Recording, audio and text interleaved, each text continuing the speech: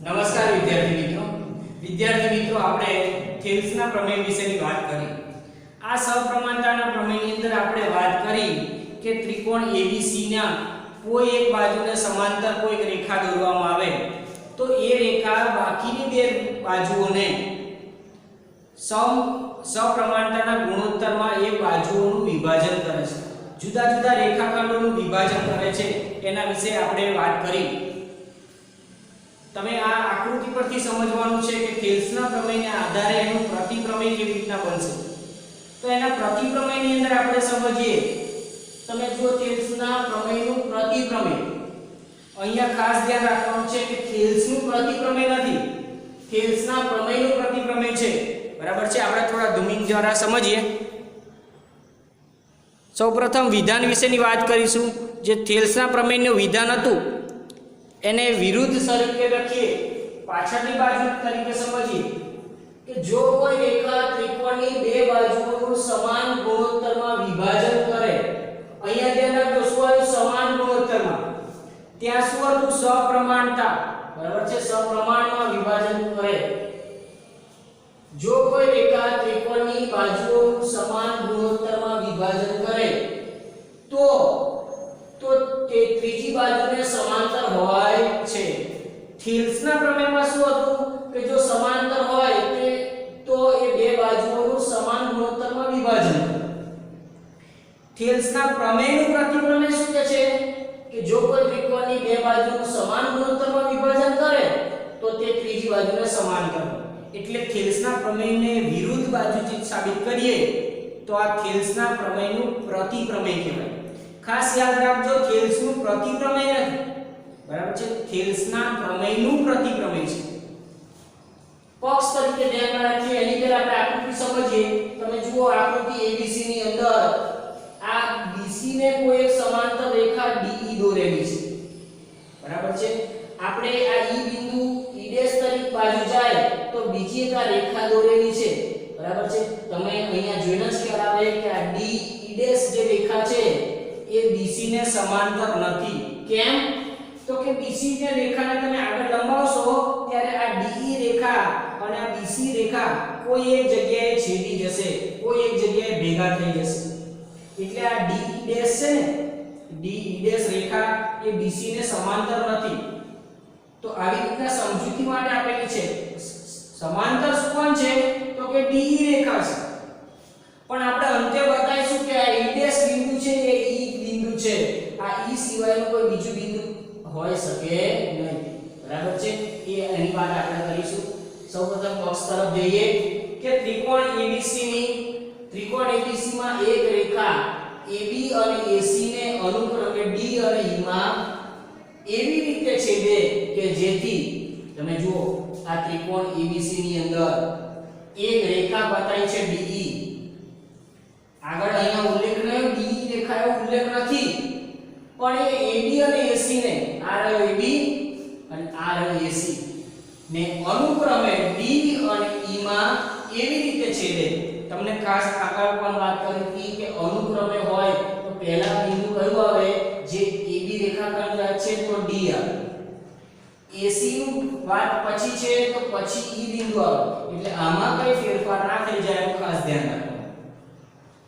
અનુક્રમે D અને E માં એવી રીતે છેદે કે જેથી AD ના છેદમાં DB અને AE ના છેદમાં EC। અહીંયા પણ તમે જુઓ ગુણોત્તરની વાત છે, બરાબર છે, રેખાખંડોના ગુણોત્તરની વાત છે, તો એવા રેખાખંડોનો ગુણોત્તર થાય। સાધ્ય આપણો હેતુ શું છે? તેને સમાંતર બતાવવાનો છે, તો DE સમાંતર BC, આ DE જે આ BC ને સમાંતર છે એમ કહેવાય, બરાબર છે। જો આના વડે હું તમને સમજાવું, આ BC છે, બરાબર, આ રેખાનો આવી રીતે જવા દઈશ તો આ બનશે DE, તો આ સમાંતર થયું, બરાબર છે। અને આ તો ત્રાસી રેખા છે, એ ત્રાસી રેખા આ BC ને સમાંતર નહીં થાય। કેમ? તો કે આ જે BC રેખા છે, જો તમે આ તરફ આગળ વધારો તો આ રેખા BC ને કોઈ એક જગ્યાએ છેદશે, ધારો કે અહીંયા આમ છેદશે। ખરેખર સમાંતર રેખાઓ ક્યારેય એકબીજાને છેદતી નથી, માટે આ DE એ સમાંતર છે, કોને? BC સાબિતી વડે સમજીએ કે સમતલ્ય રેખાઓ એટલે શું? તો અગાઉના ધોરણમાં આપણે શીખ્યા છે કે એક જ સમતલમાં આવેલી રેખાઓને સમતલ્ય રેખાઓ કહે છે. તો એવી સમતલ્ય રેખાઓ BC અને DE, આ BC અને આ DE બંને ત્રિકોણ ABC માં આવેલી છે. જુઓ આ ત્રિકોણ ABC ની અંદર બંને આવેલી છે. તેથી બે શક્યતા થાય. કઈ શક્યતા? તો કે એ બંને DE અને BC એ સમાંતર હોય પણ ખરી, અને બીજી શક્યતા DE એ BC ને સમાંતર ના હોય. કઈ બે શક્યતાઓ છે ખાસ ધ્યાનમાં રાખવાનું છે, કેમ કે આ શક્યતાના આધારે આપણે ચર્ચા કરવાની છે. તો કે આ DE છે એ BC ને સમાંતર હોય અથવા આ DE એ BC ને સમાંતર ના હોય. બરાબર છે? આપણે ધારી કે એવું કહીએ છીએ કે સમાંતર નથી. ધારો કે DE એ BC ને સમાંતર નથી. બરાબર છે? સમાંતર ના હોય તો આગળ વાત કરીએ તો D માંથી BC ને સમાંતર હોય એવી એક રેખા દોરો. બરાબર? સમાંતર નથી તો આ D માંથી બિંદુ D માંથી વાત કરી છે એટલા માટે અહીંયા ખાસ ધ્યાન રાખવાનું. આ D માંથી BC ને સમાંતર હોય એવી એક રેખા દોરો જે AC ને શું કહે છે? આ AC ને E ડેશ માં છેદે. આ AC ને ક્યાં છેદે? E ડેશ માં. આવી એક રેખા દોરવાનું કહે છે. બરાબર? પરંતુ ઉપરાંત થેલ્સનું પ્રમેય શું કીધું? સમાન ગુણોત્તરમાં વિભાજન કરે તો A થી D અને D થી B, તો AD છેદમાં DB બરાબર જો અલગ બિંદુ તરીકે દર્શાવો. બરાબર? E ડેશ ના છેદે એવું વાત કરી છે એટલે E ડેશ ને બતાવો તો A E ડેશ અને E ડેશ C. આ ગુણોત્તરમાં વિભાજન થાય. બરાબર? આ વિભાજન ગુણોત્તર પ્રમાણ એ શેમાં બતાવ્યું છે? થેલ્સના પ્રમેય મુજબ. એટલે એના પ્રતિપ્રમેયની અંદર બરાબર છે થેલ્સના પ્રમેયનો ઉપયોગ આવે. બરાબર છે? પરંતુ પક્ષ મુજબ આપણને પક્ષ શું કીધું છે? AD છેદમાં DB બરાબર AE છેદમાં EC. પક્ષને પણ ધ્યાનમાં લેવાનો કે આપણને શું આપ્યું હતું કે સમાન ગુણોત્તરમાં વિભાજન કરે છે એ પક્ષમાં આપ્યું છે. અગાઉ તમને વાત કરી હતી કે જોથી તો વચ્ચેનું વિધાન છે એ પક્ષમાં જાય. તો આપણને પક્ષ આવું કે છે AD છેદમાં DB બરાબર AE છેદમાં EC એ આપેલ છે.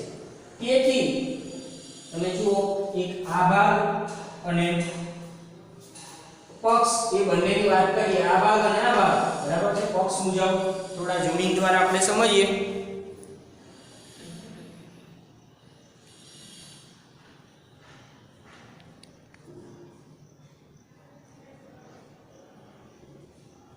કે પક્ષ મુજબ AD છેદમાં DB બરાબર AE છેદમાં EC એવું આપેલું છે અને થેલ્સના પ્રમેયમાં આપેલું છે.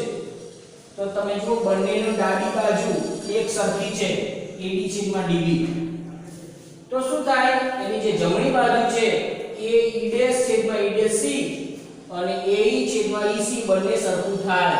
તેથી આપણે જો બંનેને સરખું બતાવ્યું, સમાનતા બતાવી.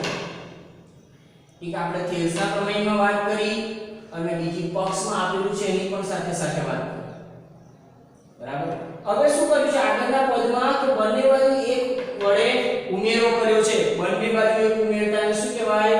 અગાઉ ચર્ચા કરી એ મુજબ યોગ કહેવાય. શું કહેવાય? યોગ લેતા.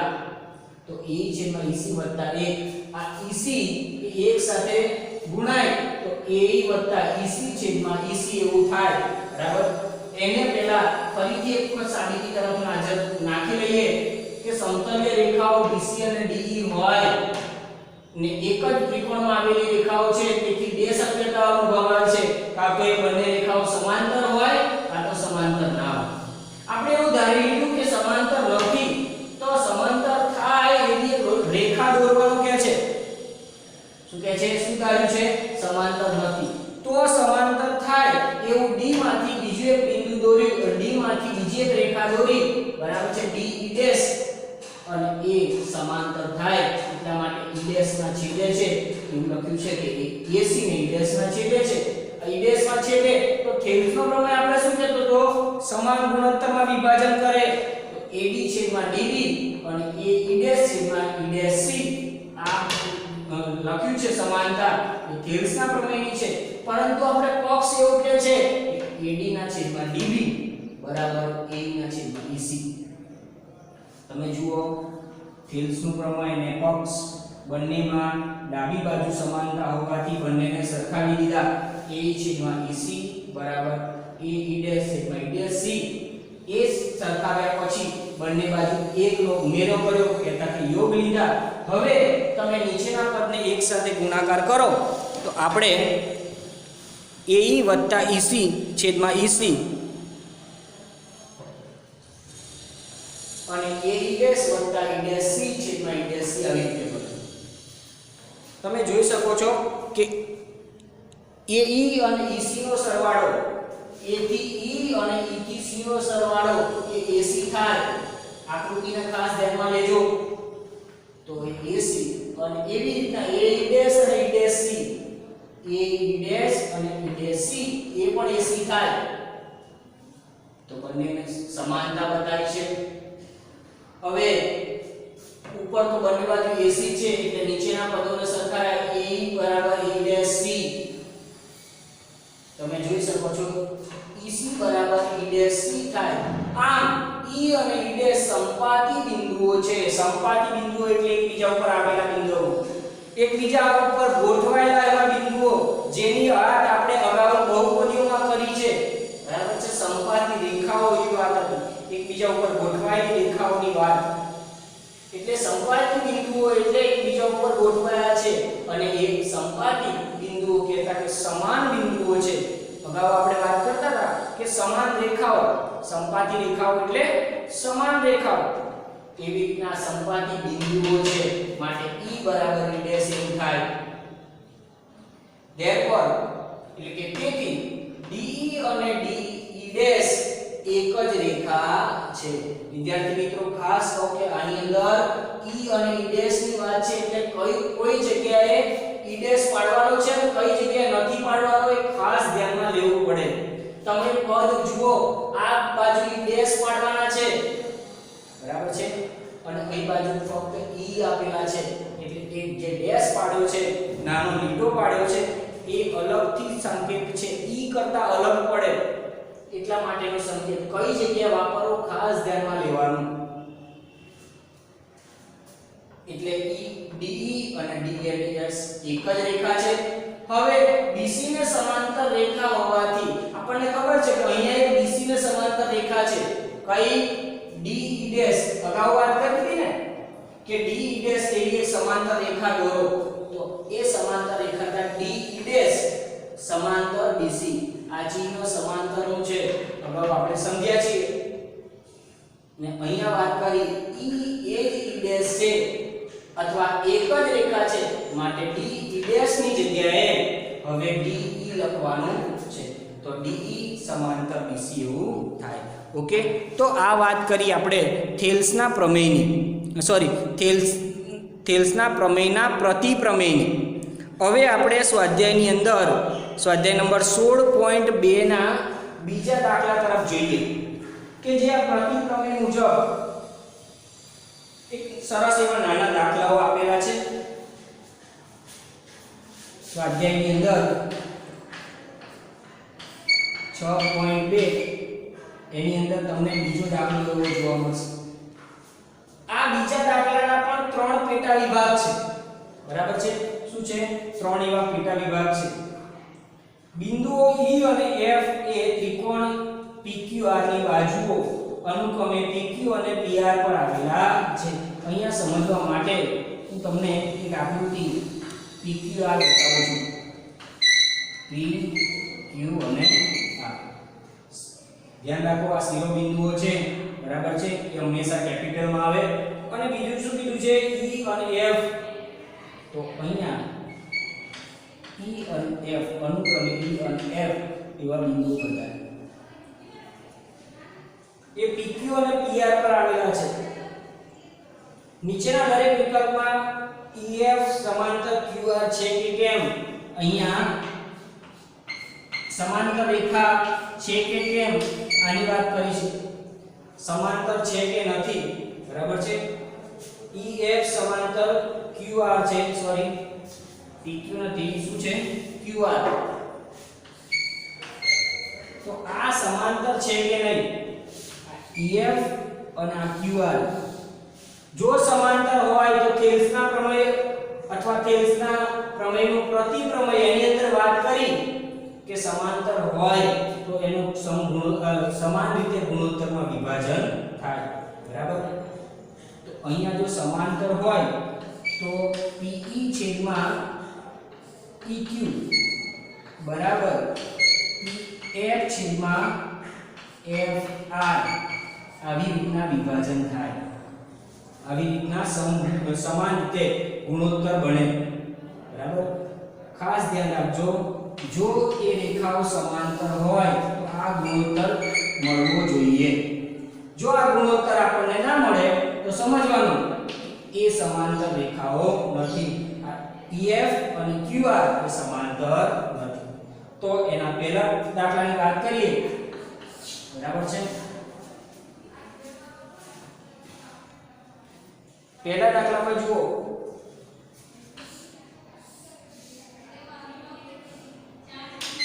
P Q R તરીકે બતાવું, E અને F. PE શું આપેલા છે, PT E 3.9 અને EQ એ શું આપ્યા છે 3.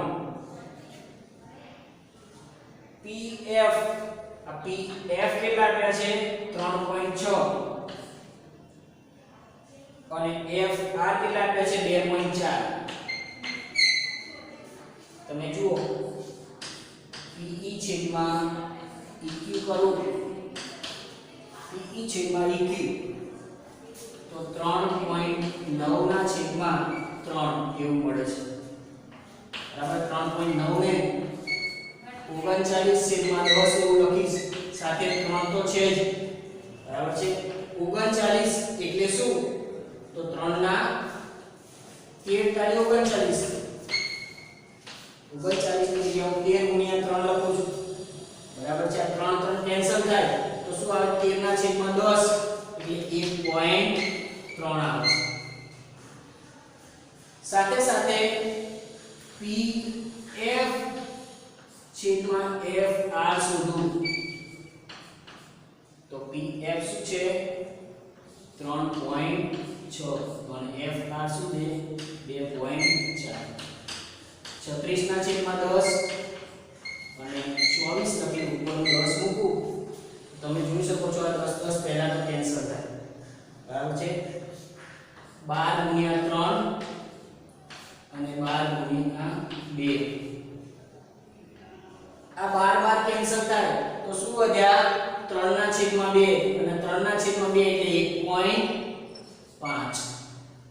તો તમે જોઈ શકો છો આ બંને ગુણોત્તર સરખો નથી, બરાબર. પહેલાની અંદર પહેલા પ્રશ્નમાં PE છેદમાં EQ બરાબર PF છેદમાં FR નથી, માટે કહી શકાય કે આ EF એ સમાંતર નથી, કોને, તો કે QR, બરાબર. તો પહેલા આપણે કહી શકીએ કે EF અને QR એ સમાંતર. તમે બીજાની અંદર જુઓ, બીજા દાખલાની અંદર આપણે વાત કરીએ આવી જ રીતે.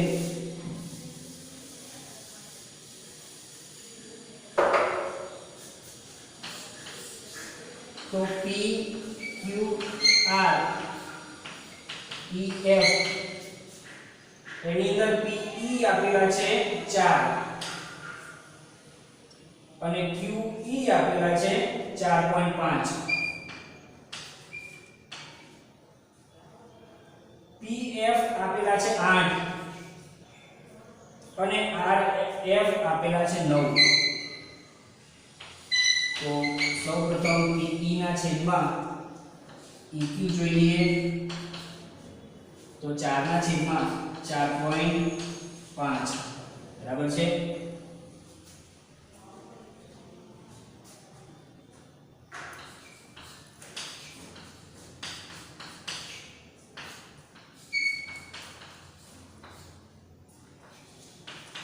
આવી રીતના તમે ભાગાકાર કરો 5 5 અહીંયાથી કેન્સલ થશે તો 4 ગુણ્યા 2 8/9 એવો જવાબ રહેશે 8/9 તમે જુઓ અંશ કરતા છેદ મોટો છે એટલે 0 પોઈન્ટ સમથિંગ જવાબ આવશે પણ અત્યારે આપણે આટલા સુધી રાખીએ છીએ અને અગાઉ વાત કરીએ pf/fr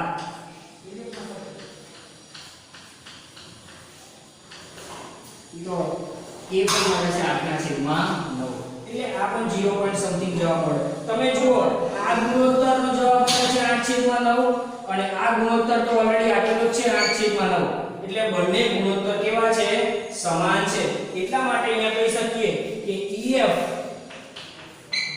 સમાંતર QR તમે જોઈ શકો છો આ કેવા છે સમાંતર તો બે દાખલાની અંદર વાત કરી એક દાખલાની અંદર આપણે જોઈએ છે કે સમાંતર નથી જ્યારે બીજા દાખલાની અંદર કેવું મળ્યું સમાંતર મળ્યું તો આવા દાખલાના આધારે આપણે કહી શકીએ આ પ્રમેયના આધારે આપણે કહી શકીએ કે સમાંતર છે કે નહીં ઓકે તો આવા દાખલા અન્ય પણ આપણે પ્રેક્ટિસ કરીશું થેન્ક યુ